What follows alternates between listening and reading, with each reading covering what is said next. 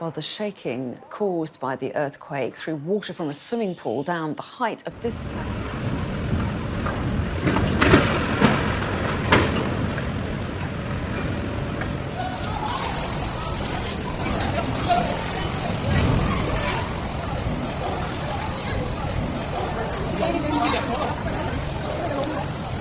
Reported in Yunnan province, but no immediate casualties or significant structural damage were confirmed.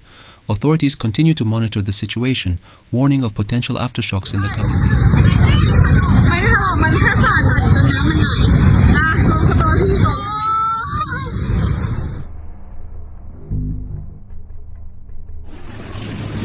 Myanmar promptly declared a widespread state of emergency. The initial quake, with its epicenter near Mandalay, Myanmar's second largest city, was followed by a potent 6.4 magnitude aftershock, further exacerbating the devastation.